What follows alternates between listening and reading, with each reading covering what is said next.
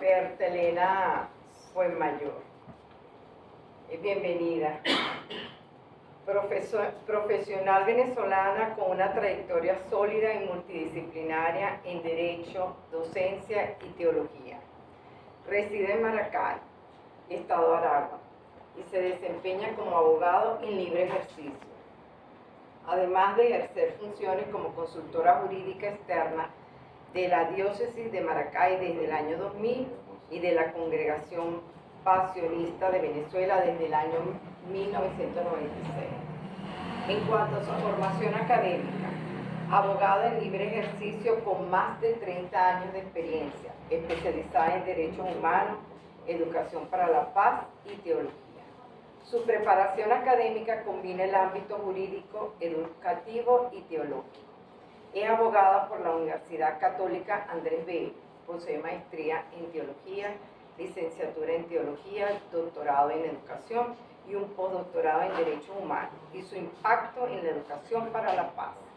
También cuenta con formación complementaria en Doctrina Social de la Iglesia, Antropología del Derecho Laboral y un diplomado pedagógico para profesionales no docentes. Actualmente cursa italiano en la Sociedad Dante Alighieri de Maracay. ¡Qué gusto! Experiencia profesional. Ha desarrollado experiencia como asesora legal en instituciones culturales y eclesiásticas. Entre 2011 y 2018 trabajó en la unidad legal del Instituto de Cultura de Aragua, donde fue abogada institucional y enlace de recursos humanos. Antes de eso prestó servicios jurídicos al Museo de Arte Contemporáneo de Maracay, Mario Abreu. ¡Qué gusto! De verdad, porque yo también estudié allí. De verdad que es un placer. Su ejercicio profesional independiente se extiende desde 1994 con continuidad desde 2018 en adelante. Experiencia docente en las siguientes áreas de especialización. Tiene una amplia trayectoria en Derechos Humanos y Educación para la Paz, Educación y Metodología de la Investigación, Teología Dogmática y Pastoral, Doctrina Social de la Iglesia, Derecho Canónico y Documentación de la Iglesia, Derecho Laboral, Militar y de la Mercadotecnia, y Ecumenismo y Antropología. Bienvenida, doctora, la sala es suya. Gracias, mi amada.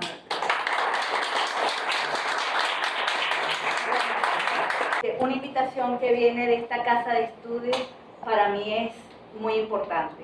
Aquí tengo profesores que inicialmente fueron mis profesores en el doctorado y que después se convirtieron en colegas y ahora los considero mis amigos. De verdad que para mí esto es como estar en casa. No sé si me puedes explicar en eso.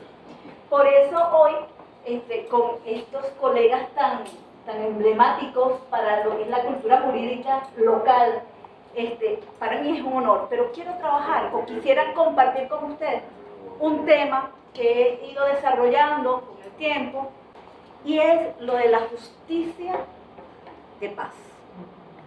Se habla mucho de justicia de paz, lo hemos planteado, se ha escuchado en los ámbitos políticos, en los ámbitos sociales, pero realmente las implicaciones de la justicia de paz en el punto más importante, como conversaba con el doctor Maldonado, y él me lo decía, pues, es en el ámbito pedagógico, en el ámbito docente. ¿Pero por qué? Porque el docente realmente al final es el que tiene que lidiar con resoluciones de conflictos nucleares, básicos. ¿Cuáles son esos conflictos? Los niños ya no se dice menores de edad, sino niños, niñas y adolescentes en las instituciones, conflictos familiares incluso. El docente ha tenido que traspasar los muros del aula para tener que tocar y tomar lo correspondiente a los conflictos familiares. Y ello nos indica entonces que la justicia de paz debe ser considerada, debe ser analizada desde una perspectiva no solamente ontológica o conceptual, sino también axiológica los valores que se están manejando allí, para tener una comprensión y una aplicación en lo pedagógico, en lo que el docente desarrolla. Bueno, yo me voy a permitir leer, con permiso de la audiencia. La justicia de paz, como figura jurídica y socioeducativa, ha cobrado especial relevancia en los debates contemporáneos sobre el acceso democrático a la justicia, la resolución no violenta de conflictos y la educación comunitaria para la paz. En el contexto venezolano, esta práctica se inscribe en lo que se ha llamado en los últimos tiempos el marco del poder popular y la jurisdicción especial consagrada por el artículo 258 de la Constitución Nacional, de la Constitución de la República de Venezuela, así como en la Ley Orgánica de la Justicia de Paz Comunal, realizada en el 2012 y que define a la justicia de paz como mecanismo alternativo, participativo y restaurativo. Tres palabras importantes: alternativo, participativo y restaurativo. Y en su reforma, que fue establecida en la Ley Orgánica de la Jurisdicción Especial de Justicia de Paz Comunal, que fue publicada recientemente en el 2024. Ahora bien, más allá del fundamento legal, la justicia de paz ha sido objeto de reinterpretación desde perspectivas transdisciplinarias que integran la hermenéutica jurídica, la fenomenología del conflicto y la pedagogía social. Ahora bien, desde el punto de vista jurídico, la justicia de paz va a representar una alternativa democrática, repito, restaurativa y participativa del modelo judicial tradicional. Su configuración normativa requiere ser reinterpretada desde una perspectiva hermenéutica crítica. Me recuerdo mucho del doctor Jimmy cuando nos planteaba eso, una interpretación crítica, que reconozca no solo su estructura legal, sino su sentido ético y social. Y allí ya vamos viendo qué importancia tiene para nosotros, los docentes. Claro, yo no estoy en aula con adolescentes ni con niños, pero estoy con adultos. Y también es importante para mí. Ahora bien, es importante. Este es un estudio que yo realicé en el postdoctorado y es larguísimo, pero quería compartirlos con ustedes porque de verdad que el docente es un protagonista de primera línea en la resolución de conflictos. Y cómo tenemos nosotros como docentes que empaparnos, que conocer realmente la perspectiva jurídica para poder de verdad aplicar, poder resolver situaciones que desde lo cotidiano afectan gravemente. Para Gardner, la interpretación del derecho se enriquece en contextos comunitarios donde el conflicto adquiere una significación situada. Esta perspectiva legítima del rol del juez de paz comunal como intérprete ético, pedagógico y sociológico de la realidad local. Es decir, el juez no solo aplica la norma, sino que la contextualiza, la humaniza y la convierte en herramienta de transformación. Y aquí hay una figura dentro de lo que es los conceptos jurídicos que se llama le boyer, que se entiende como la suspensión del juicio previo para acceder a la experiencia vivida en su pureza. Aplicada a nivel jurídico, le boyer permite al juez de paz despojarse de estos prejuicios normativos y abrirse a la comprensión del conflicto desde la perspectiva de las partes involucradas. Ciertamente, esta actitud jurídica implica una escucha empática, una apertura al sentido del conflicto como tal o como es vivido por los sujetos y una disposición a construir soluciones desde las experiencias concretas. Ahora bien, para Husserl, un gran conocido por todos nosotros, se trata de poner entre paréntesis el mundo natural para acceder al fenómeno en su intencionalidad, por lo cual la hipótesis jurídica convierte así en una herramienta pedagógica que enseña a la comunidad a suspender el juicio, a dialogar y a construir acuerdos desde la vivencia compartida. Muy bonito, excelente estos conceptos de la fenomenología, pero también tenemos que entender quién es el juez de paz. El juez de paz es una persona que va a ser mediador, una persona que tiene que conocer las realidades temporales, las realidades de su tiempo, de su contexto social. La ley, para mí, y esto es una de las críticas, tiene un problema grave, que no obliga a los jueces de paz a tener una base académica a nivel jurídico. Es decir, no les exigen ser abogados como tal. Y ustedes dirán, pero bueno, eso es muy democrático, es la libertad, todos tienen acceso a ser jueces. Pero ciertamente, qué grave es esa situación.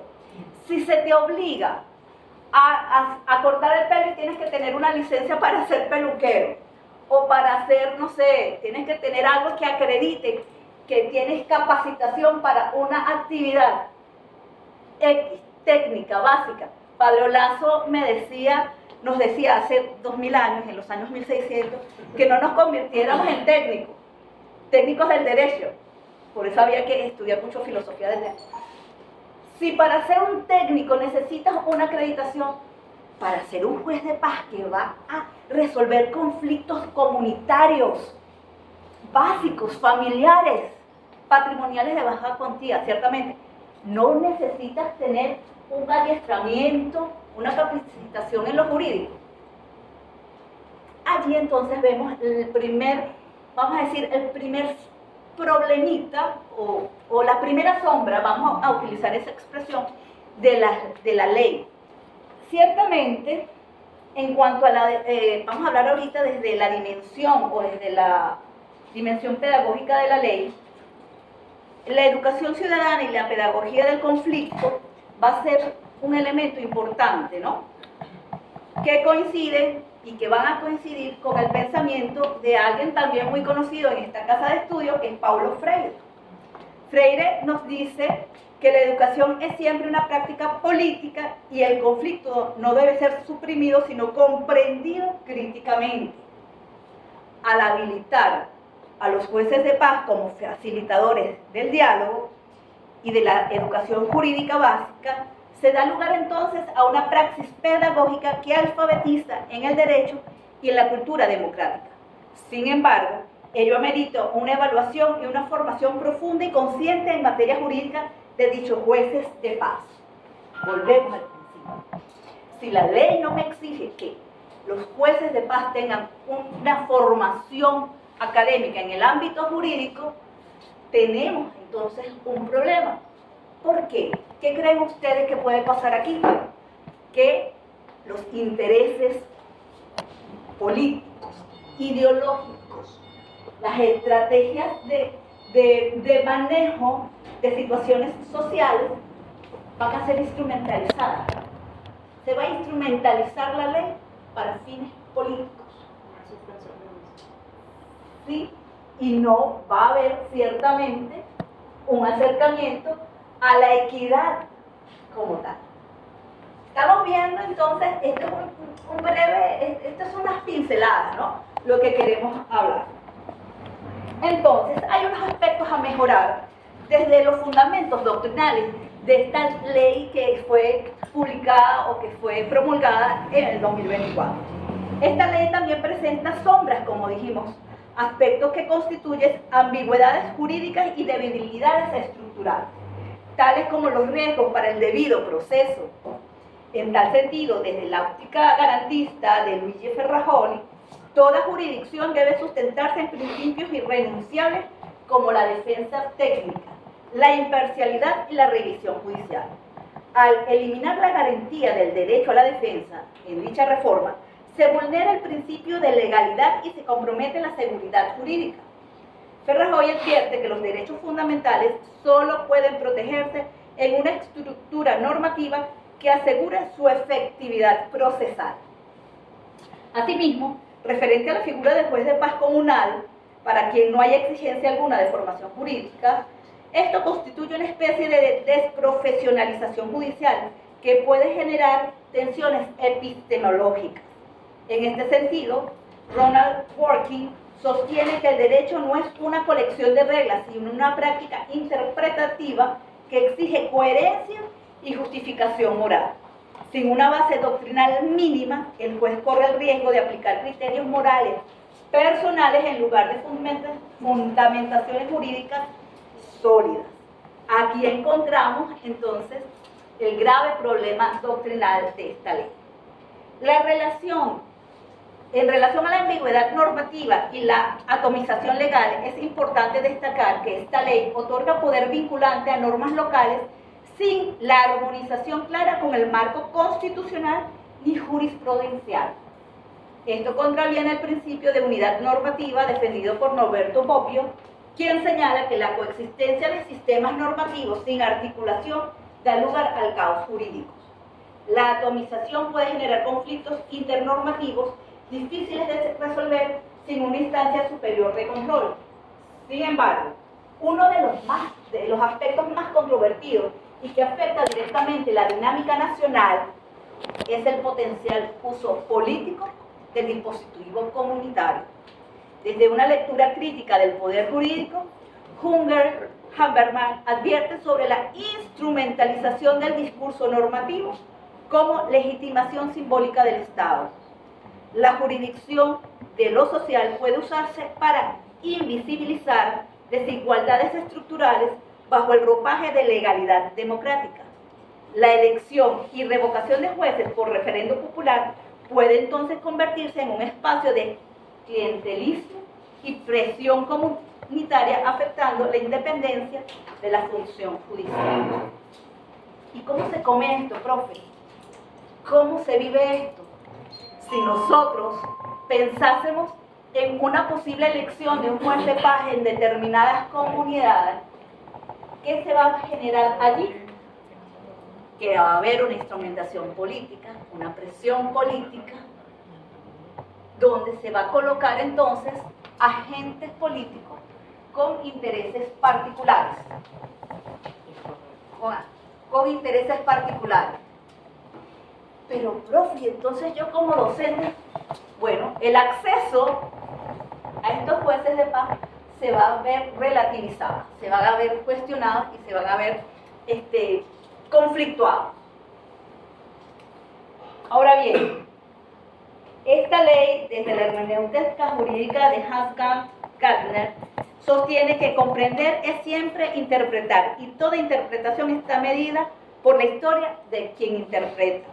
En virtud de la perspectiva de este autor, para que esta ley alcance su vocación transformadora se requiere incorporar una formación jurídica básica para jueces comunitarios, así como garantizar protocolos de defensa, revisión e imparcialidad, promover el diálogo transdisciplinario entre derecho, pedagogía, ética y fenomenología, y fortalecer la economía jurídica como actitud de suspensión del prejuicio normativo que permita interpretar el conflicto desde la experiencia. Finalmente, me gustaría decir que la justicia de paz, entendida desde una perspectiva transdisciplinaria, emerge como un espacio de interacción entre el derecho, la pedagogía comunitaria y la experiencia vivida. Este conversatorio que hoy tenemos me permitió, pues, al hacer el análisis, me permitió revelar que la praxis de la justicia de paz supera el plano normativo para convertirse en un dispositivo ético, educativo y restaurativo, capaz de reconstruir vínculos sociales y reconfigurar el sentido de lo jurídico en territorios marcados por la exclusión y el desencanto institucional. La interpretación hermenéutica crítica ha sido esencial para desentrañar las tensiones que configura esta figura. ¿Por qué? Porque hay tensiones entre lo que es el formalismo legal y esa flexibilidad de lo comunitario, ¿no? Ahí hay una tensión entre el principio de equidad y las garantías del debido proceso. También se genera otra tensión. Y entre los discursos institucionales y las prácticas reales. Lo que dice o lo que se dice desde el Estado, estas narrativas desde el Estado y lo que está pasando realmente en las comunidades. ¿Ok? este análisis se ha evidenciado que el juez de paz no solo interpreta normas, sino que encarna una pedagogía del diálogo, de escucha activa y el reconocimiento del otro como sujetos de derechos y experiencias. Si nos ponemos ahorita, en el aquí y en el ahora de nuestro país, el reconocimiento del otro, cuando estamos en un marco de incertidumbre, no quiero hablar de política, pero nuestra realidad nos enfoca así, no hay reconocimiento del otro, no hay ningún tipo de escucha activa y tampoco nos han enseñado a dialogar, porque uno de los principios básicos que se requiere para el diálogo es que reconocer que el otro existe, y si cuando el otro no existe, porque vas preso, bueno,